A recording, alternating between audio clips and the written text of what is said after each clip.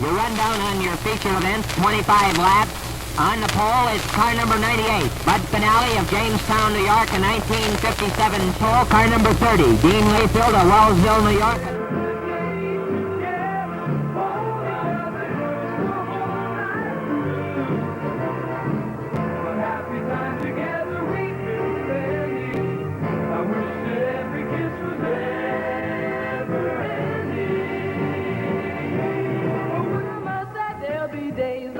There'll be days like this, Mama said. Mama said, Mama said. Mama said there'll be days like this. There'll be days like this, my Mama said. Mama said, Mama said. I went walking the other day and everything was going.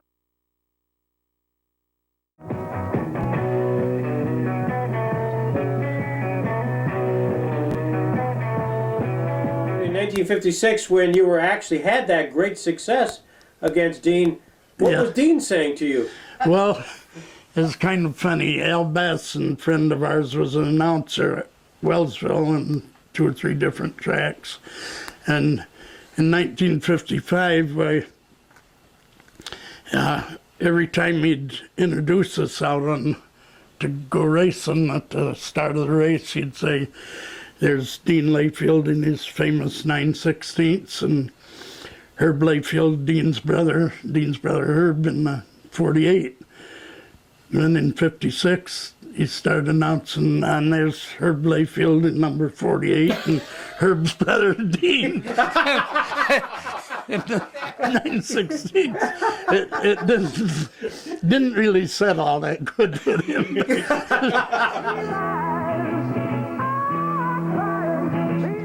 Dean was left-handed, and him and I'd work on the car, and that was handy for us both. We both worked on our cars. I worked on his, and he worked on mine.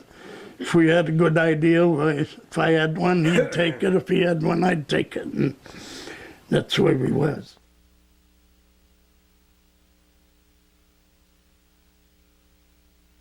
Did Dean talk much about Stateline Speedway? He seemingly had good success up there, was a point champion in 57. Yeah. What was his sense of Stateline? He liked it. You liked it? Yeah, I did too. The night I run Dean's car once. He had to do something else. Why 9/16? Oh, okay, it tells you right in that. Okay. But anyway, the Model A Ford Dean started racing, printing all the bolts on it, took a 9/16 wrench. Oh. So Dean called it 9/16, and that's where that originated. And mine was the year I started, 48. Pearsall Motors in Shingle House gave Dean a 58 Chevy. Dean paid half a dealer cost on it. Of course, then there's no tax. Paid half a dealer cost, and Pearsall paid half. And I welded the roll bars in it, and Dean drove it to Daytona, and finished 12th with it, and drove it back to Wellsville. And he, what was that? Carl Tyler went down there at the same time, and I guess Carl's blew an engine, and Dean towed his car back to where Carl was living in Carolina at the time. He towed it back with his Chevy. That was awful, towing a Ford with a Chevy. But, but it happened.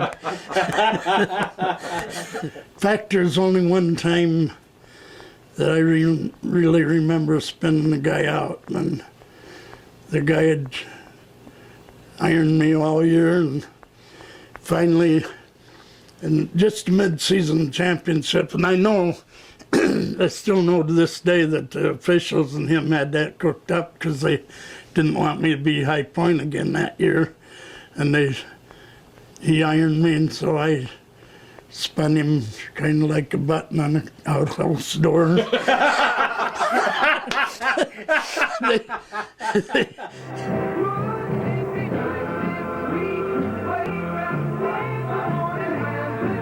come running down. Says, looks like you done that on purpose. I says, better damn well believe it. I said, look that way from where I sat, too. They said, well, then you did do it on purpose. I said, yeah. Dean died untimely. What happened? All right. I was in Biloxi, Mississippi at the time. Dean was racing at Perry. And Dean, so I wasn't there.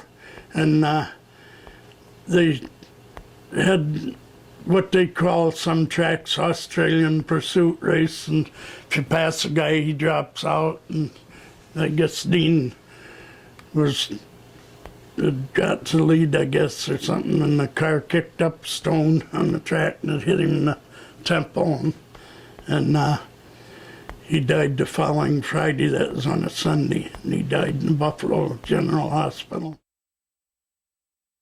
And we went out and seen him Tuesday night, and they said if he made it till Wednesday that he'd make it all right. And so I told them, my brothers and them, I says, he ain't gonna come out of here. He didn't.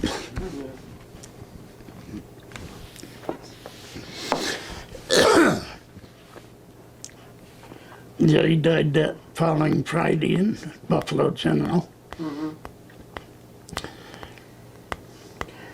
What was the reaction within the race community, Herb, of that? Well, he was at Emser's funeral parlor in Wellsville, and they said that that was the most flowers of anybody that they'd ever had in there, so apparently the community liked him. Mm-hmm. A bit of showmanship in Dean's driving?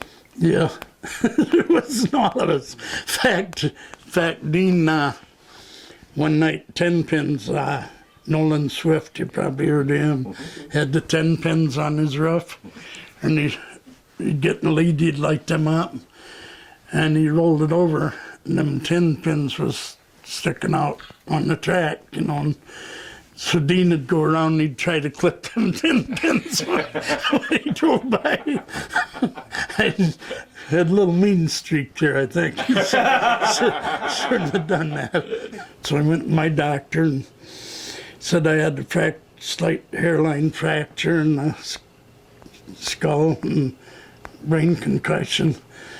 Told me not to race for at least 3 or 4 weeks, so I went up to the hospital. He said, don't even go to the hospital, go home, watch these other kids.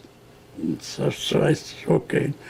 I went back up and I told her, I said, doctor said I had a slight concussion, not to race for at least 3 or 4 days. And so the following weekend was Memorial Day weekend, and there was 3 trophy races for Memorial Day and 1 regular night's racing.